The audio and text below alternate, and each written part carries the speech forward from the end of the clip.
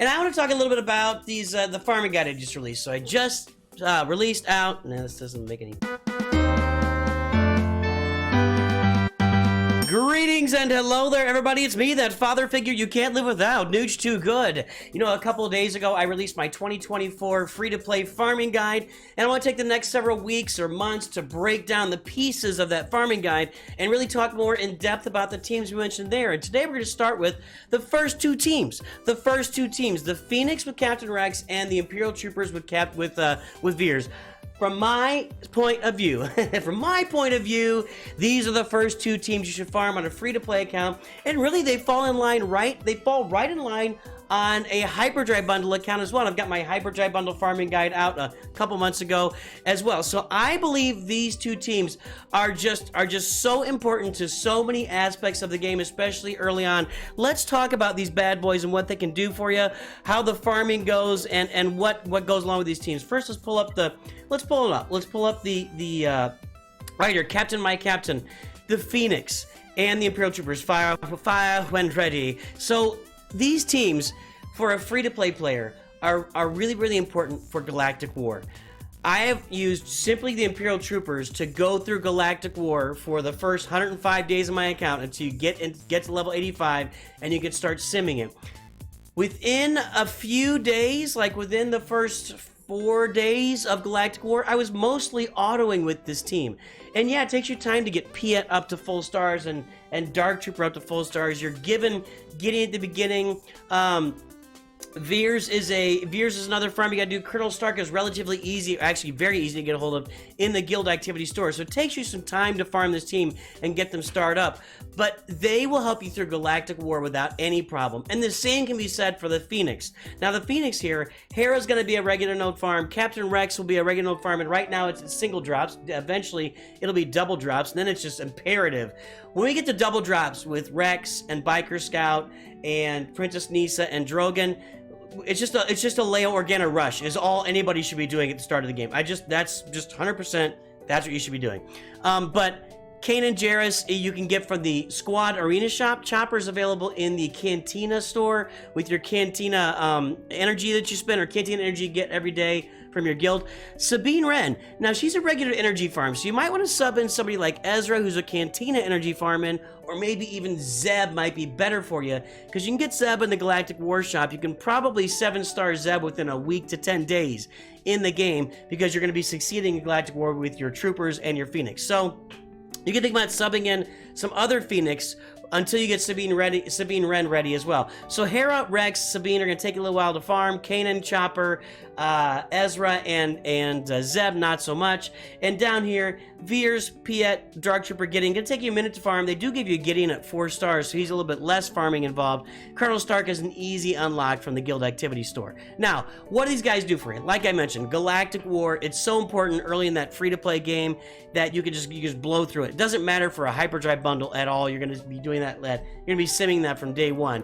But this thing will tear up your soul if you don't do it well at the beginning of the game. And these two teams are the best positioned and most available teams to blow through this team on a daily basis. Plus, they lead to other stuff. When you look at the Phoenix and you look at the Imperial Troopers are going to lead you to the Executor. If we take a look at that Executor farm, Piet is required in there, and you build your Imperial Trooper team off of that. And they're also going to lead you towards Sith Eternal Emperor, who has 3 Imperial Troopers built into that farm. You've got, where do we have here? We've got Admiral Piet, and down here we've got Veers and Stark in that farm. And yeah, some people have mentioned to me Range Trooper is better than Stark, and I agree. You know, generally speaking, Range Trooper can actually do better than even Gideon in the right team. Or even maybe you can summon for Dark Trooper in the right Imperial Trooper team, just to get that turn meter train constantly rolling. But Range Trooper is another farm from scratch you got to do, whereas Gideon you're giving it 4 stars, and Stark, the Guild Activity Store, is an easy farm. So the Troopers lead you to a lot. Hey, the Phoenix Captain Rex is in here in this Galactic Legend Leia farm, and Hera is involved in the Profundity. I always want to say I heard a video about Palantir this morning, and anyway, Profundity Farm, that's where Hera comes in there. So, and not to mention, you look at those things. We look at the solo journeys. The Phoenix are going to unlock Palpatine and Thrawn for you early on. And again, Palpatine's involved in your SLKR farm, your Sith Eternal farm, and also your Supreme Leader Kylo Ren farm. You need that character for all those farms. Thrawn you need in the Sith Eternal farm, and he's just a really solid character to have early on with an Empire team because you're going to farm Vader and Palpatine.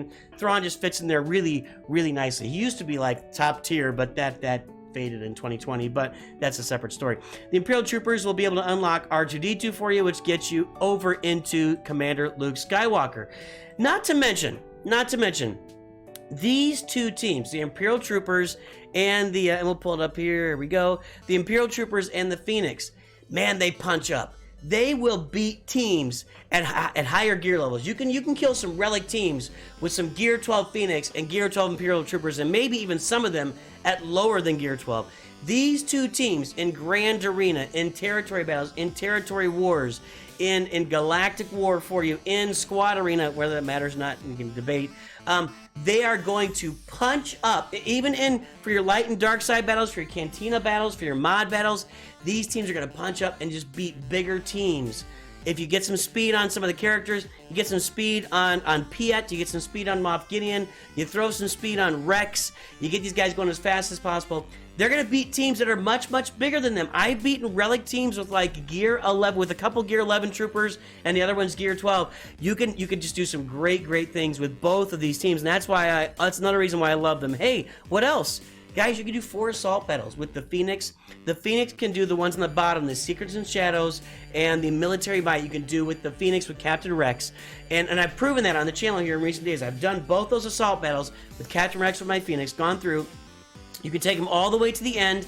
I don't know if I can't say that the Phoenix are as efficient as the Night Sisters and Secrets and Shadows, but they still get the job done, and you don't have to go farm those Night Sisters. It'll cost you a little bit extra time, but they actually got through those pretty quickly. It wasn't really that much of a chore. The Night Sisters take forever to get through Secrets and Shadows, longer than the Phoenix do for sure. And then Military Might, you can use CLS for that as well, and CLS is really effective.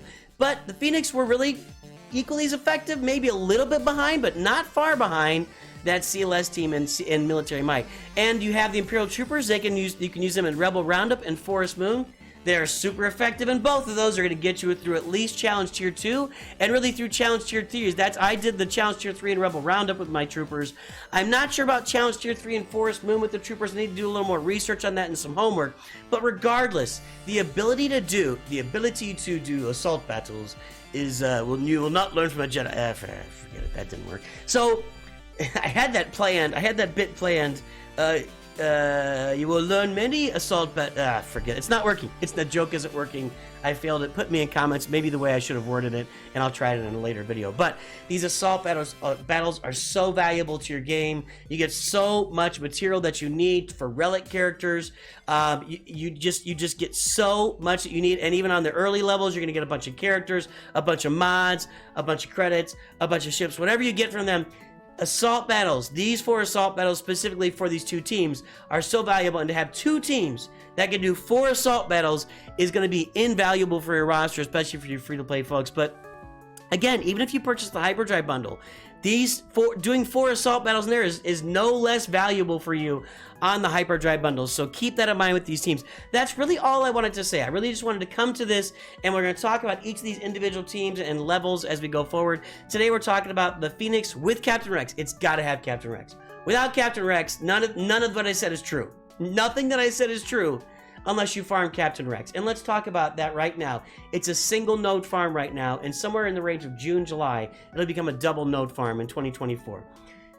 It wouldn't kill anybody. It wouldn't hurt you to refresh that Captain Rex node every day, even as a free-to-play player. Spend those 25 crystals whenever you can, every day, to do that node twice a day. And then you'll unlock Hera and Captain Rex within 3 months at 7 stars. I told you before, you can do Kanan and Chopper and Ezra and Zeb much faster than 3 months. Sabine Wren will be a 3-month farm as well. Get these guys at 7 stars, you get them up to Relic, and you go do great things in game with them. Another word about Imperial Troopers. You notice my team down there. I've got a Gear 12 Veers, a Gear 12 Gideon, and a Gear 12 Stark, and then a Relic Piet for my Executor. And I did take Dark Trooper to Relic 7.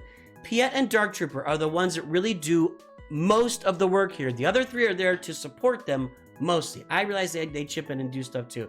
But mostly, Veers, Gideon, and Stark, or Veers, Range Trooper, Gideon, and Stark, those extra pieces really support Piet and Dark Trooper to do all of the work. Piet calls in Dark Trooper 2 times every time he does it. Dark Trooper can come in another time when you do AoEs.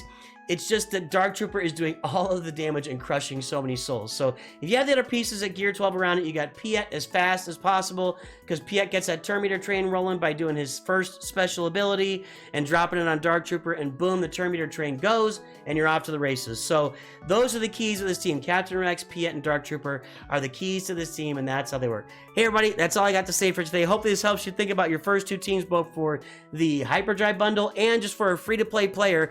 And let me know what you think. Am I missing something? There's always something I could be missing. Let me know in comments. I will talk to you soon, and always remember, Nooch too good.